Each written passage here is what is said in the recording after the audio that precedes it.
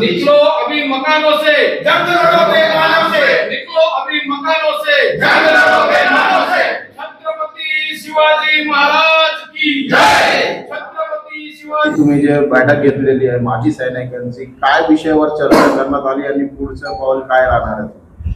76 वर्ष झाले महाराष्ट्रामध्ये काँग्रेस त्यांचे मित्रपक्ष आणि भाजप आणि त्यांच्या मित्रपक्षाने महाराष्ट्राला पूर्णपणे लुटलेलं आहे। ना यांनी शेतकऱ्यांना न्याय दिलाय, ना यांनी सैनिकांना न्याय दिलाय, ना यांनी महिलांना न्याय दिलाय, ना युवकांना यांनी न्याय दिलेला आहे। तर आज ती परिस्थिती आलेली आहे की सैनिकांचं आमचं काम होतं देशाच्या सीमेचं रक्षण करणं, पण आज काळाची गरज आली आहे की सैनिकांना समाजामध्ये येऊन काम करण्याची गरज पडलेली आहे। आज सैनिकांना राजकारणामध्ये येऊन काम करण्याची गरज पडलेली आहे। तर मला एवढंच सांगायचं आहे की यांनी जितका भ्रष्टाचार केलेला आहे, आम्ही भाजपला सपोर्ट का केलता की भाजपचा एकच विषय होता, ना खाऊंगा ना खाणे दूंगा। त्याच्यामुळे आम्ही भाजपला 2014 पासून 2019 पर्यंत आम्ही भाजपला सपोर्ट केला। पण भाजपने पूर्ण काँग्रेसचे जेवढे भ्रष्ट आहेत, प्रफुल्ल पटेल असून द्या, अजित दादा असून द्या, किंवा आपले एक्स सीएम चव्हाण साहेब असून द्या, सर्वांना भाजपमध्ये घेऊन त्यांनी आज पूर्ण काँग्रेसमय भाजप केलेलं आहे। जे म्हणत होतं की काँग्रेस मुक्त भारत करायचंय, पण त्यांनी आज पूर्ण काँग्रेस युक्तच भाजप केलेलं आहे। त्याच्यामुळे आमचा जनतेचा पूर्ण विश्वास त्यांच्यावरला उडलेला आहे। आणि आज शेतकऱ्याला हमी भाव भेटत नाहीये, युवकांना रोजगार नाहीये, सैनिकांना सन्मान नाहीये, महिलांवर दिन पे दिन अत्याचार होत चाललेले आहे। त्याच्यामुळे महाराष्ट्रातले पूर्ण शेतकरी, सैनिक, विद्यार्थी आम्ही एकत्र येऊन ताकदीनं आज आमचा पहिलाच फ्रंट आहे। भाजप सेकंड असेल किंवा काँग्रेस थर्ड असेल, त्यांचे मित्रपक्ष, पण आज ताकदीनं आम्ही 2024च्या इलेक्शन मध्ये आम्ही उभं राहणार आहोत आणि महाराष्ट्रातल्या पूर्ण 12 कोटी जनतेला, शेतकऱ्यांना, सैनिकांना, विद्यार्थ्यांना आम्ही न्याय देण्याचं काम करणार आहोत। का अशी परिस्थिती आली तुमच्या? परिस्थिती येण्याचं काम एकच आहे की यांनी आज भ्रष्टाचार हा चरणसीमेवर पोहोचलेला आहे। आज ज्या पाणी बाटल्याचे एक पाणी बाटलीची लागत किंमत 2 रुपये आहे आणि त्याची MRP 20 रुपये आहे। तर आज शेतकऱ्याच्या आमच्या दुधाचा लागत खर्च जो कृषी विद्यापीठाने काढलेला आहे, तो गाईच्या दुधाचा खर्च आज 65 रुपये, पण त्या शेतकऱ्याला आज 24 रुपये भेटते आणि म्हैशीचा लागत खर्च आहे 95 रुपये, त्याला 45 रुपये भेटते। मग का शेतकऱ्याविषयी असं, का सैनिकाविषयी असं? तर शेतकऱ्याला आणि सैनिकाला फक्त यांनी मतासाठी वापर केलेला आहे। तर आज सैनिक आणि शेतकरी जागा झालेला आहे। आम्ही यांना ह्यांनी आज आम्हाला ह्यांच्यावरचा पूर्ण विश्वास उडलेला आहे। तर आम्हाला हे दोन्हीही नको आहेत। त्याच्यामुळे आज आम्हाला राजकारणामध्ये याची गरज पडलेली आहे। का तर ह्यांच्यावरचा विश्वासच संपलेला आहे, तर आम्ही यांची दुसऱ्याची वाट पाहायची का? नाहीये। तर संविधानाने आम्हाला अधिकार दिलेला आहे। त्यामुळे आम्ही महाराष्ट्रातले सर्व सैनिक, शेतकरी पहिला पर्याय म्हणून, आमच्या बरोबर बरेच मित्रपक्ष आमचे येत आहेत, तर त्यांना सर्वांना घेऊन आम्ही पर्याय निवडलेला आहे। आणि आज आमचे मार्गदर्शक मनोज जरांगे पाटील आहेत, ते आमचे भीष्मपितामह आहेत, आम्ही त्यांचे एकलव्य आहोत। तर त्यांच्या मार्गदर्शनाने महाराष्ट्रामध्ये 288 जागा आम्ही लढवणार आहेत। उद्याच्याला आम्ही लढवणार आहेत आणि महाराष्ट्राच्या जनतेला आम्ही न्याय देण्याचं नक्कीच काम करू। आणि आजपर्यंत सैनिक कधी हरलेला नव्हता, तर इथून पुढे आपण हरणार नाही असं मला साहेबांनी सांगितले। खाणे देऊंगा ना खाऊंगा, तर 70,000 कोटीचा घोटाळा करणारे उपमुख्यमंत्री झाले। त्यामुळेच आम्ही त्यांच्यावर नाराज आहेत। मोदी साहेब 4 दिवस अगोदर सांगतेत 75,000 कोटीचा घोटाळा झालेला आहे, आणि त्याच्यानंतर 5व्या दिवशी उपमुख्यमंत्र्यांनी त्यांना शपथ घेतली। अरे काय चालू आहे या पुरोगामी महाराष्ट्रामध्ये? त्याच्यामुळे आम्ही त्यांच्यावर आम्हीच नाहीये, सैनिकच नाहीये, पूर्ण महाराष्ट्रातली जनता नाराज आहे। त्यामुळे महाराष्ट्रातल्या जनताला हे भाजप सापनाथ आणि काँग्रेस नागनाथ हे दोन्ही नको आहेत। त्याच्यामुळे आज सक्षम पर्याय म्हणून जय जवान जय किसान येत आहे। आम्ही आमच्या मित्राबरोबर पुढे आम्ही जाणार आहोत।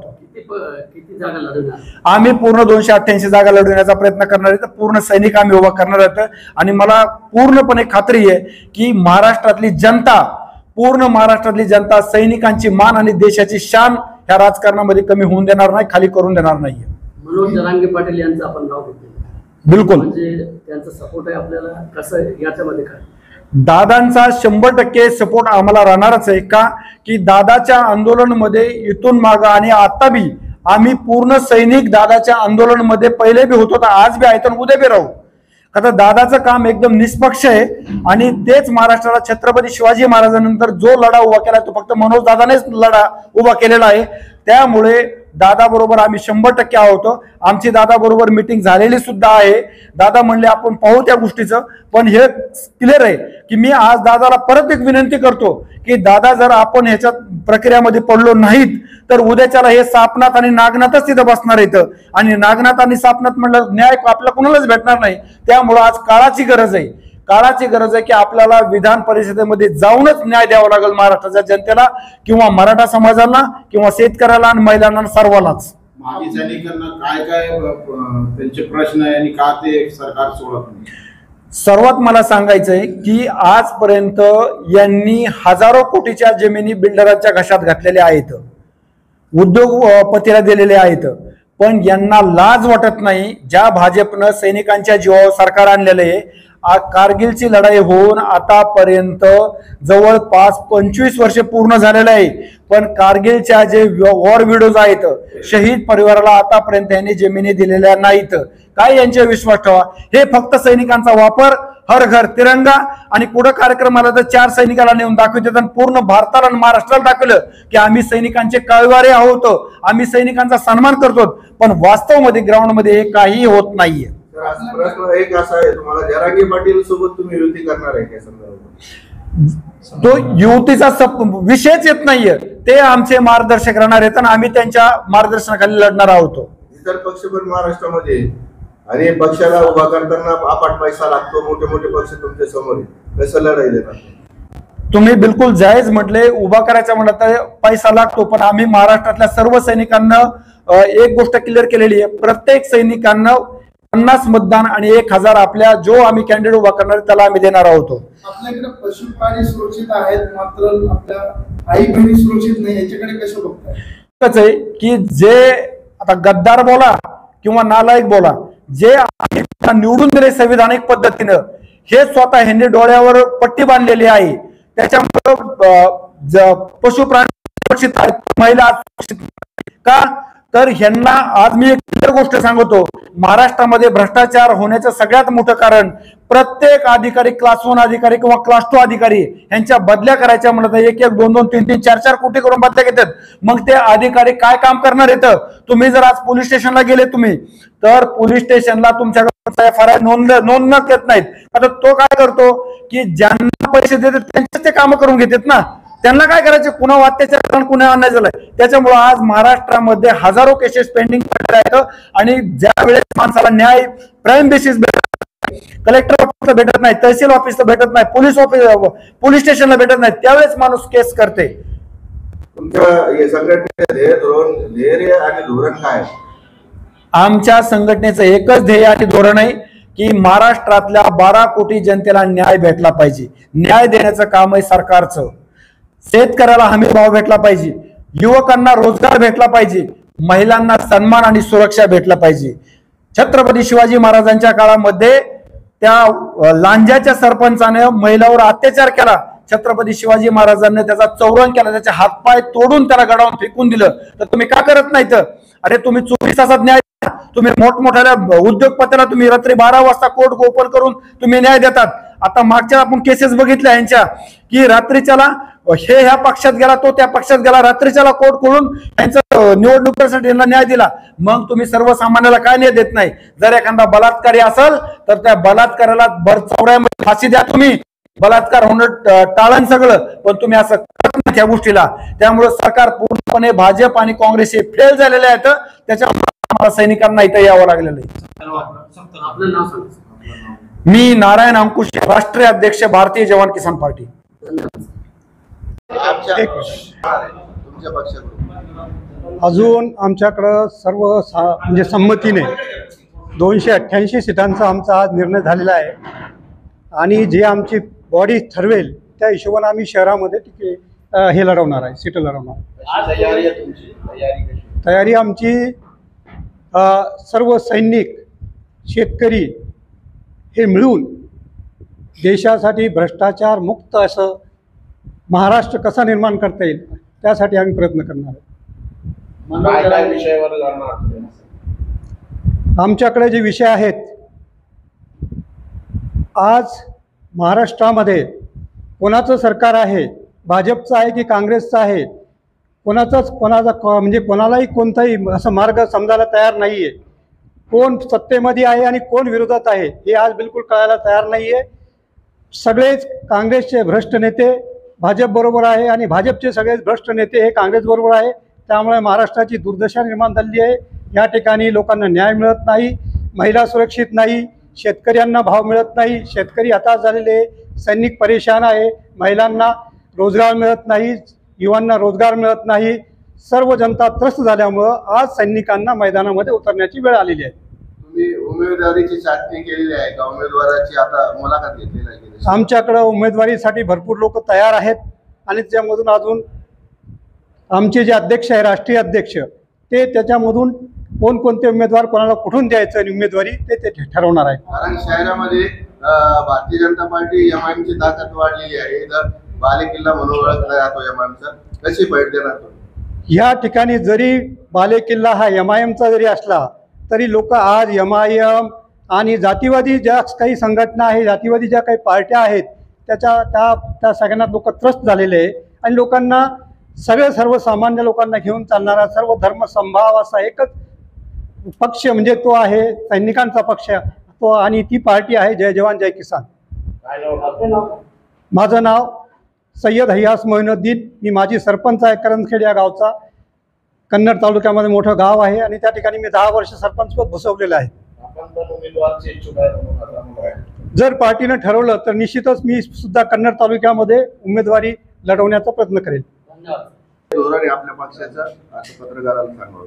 सर्वप्रथम मी तुम्हाला सांगतो, भारतीय जवान किसान पार्टी ही आम्ही काफी शॉर्ट नोटीस म्हणजे आमचा 1 वर्षाच्या कालावधीमध्ये आम्ही काफी प्लॅटफॉर्म उभा केला आणि विषय आमचा सर्वात मेन महत्वाचा मुद्दा आहे.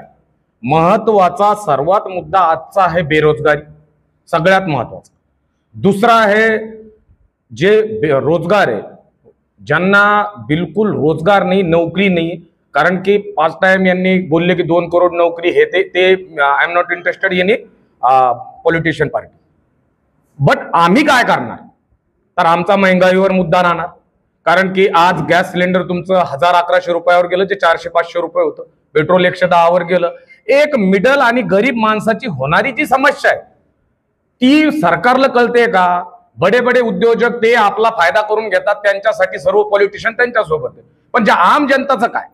आणि आज भारत देशात राहती ती 80 करोड आबादी आम जनता, गरीब जनता. तुम्ही 5 किलो राशन देताय, तुम्ही बोलताय 5 किलो राशन नका देऊ, रोजगार द्या, हमी भाव द्या आमच्या मालाला. तुमच्या 5 किलो राशन मध्ये तुमचं कोणाचं पोट भरणार? 1100 रुपयाचं सिलेंडर येते, 5 किलो राशन 100 रुपये देते. मग तुम्ही विनाकारणचे हे जुमलेबाजा 1500 रुपये त्यांना महिलांना सिक्युरिटी द्या. It is a very important in a security in ladies. Security तुमची 0 आहे. तिसऱ्या दिवशी बघितलं, ठीक आहे, बोलले की कपड्याची प्रॉब्लेम आहे 18-19 वर्षाच्या मुलीची. अरे 4 वर्षाच्या मुलीला कसलं कळतंय कोणता ड्रेस घालतीये ती? जर ही मानसिकता कशामुळे आली की राजनीतीनं सगळा भट्ट्या बसवलाय या देशामध्ये. कोणता एखादा तुमचा तिथं येतो एक छोटासा कार्यकर्ता, तिथं पोलीस स्टेशनला गेला, तिथून वरून कॉल येतो की नाही, तो झाला निर्दोष बाहेर. ही कंडिशन पॉलिटिशियन.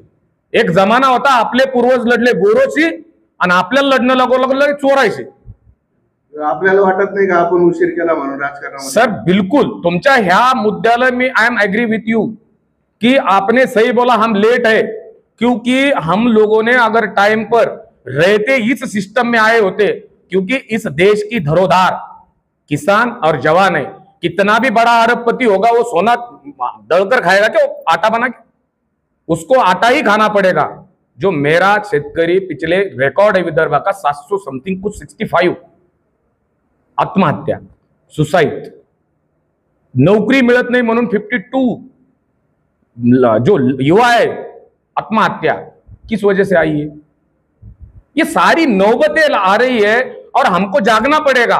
इन्वॉल्व जो चौथा स्तंभ आप है चौथा स्तंभ देश के, जिसको पहला बोला जाता है किसान, पूरे देश को संभालने वाला जवान, और आप सबसे इंपॉर्टेंट आप है. आप ये आपका जो सोशल मीडिया है, जो मीडिया है, इलेक्ट्रॉनिक मीडिया है, टीवी मीडिया है, यही इस देश को जगा सकता है और वो आप है.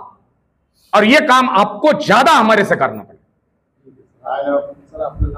मी माजी कमांडो पद्माकर चंदन शिवे, भारतीय जवान किसान पार्टीचा राष्ट्रीय प्रवक्ता प्लस कोर कमिटी सचिव।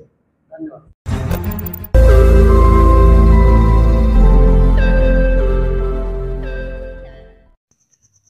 रोज नई खबरों को देखने के लिए हमारे औरंगाबाद समाचार चैनल को सब्सक्राइब कीजिए और नोटिफिकेशन पाने के लिए हमारे बेल आइकन को दबाइए ताकि हर खबर की नोटिफिकेशन आपको मिलती रहे।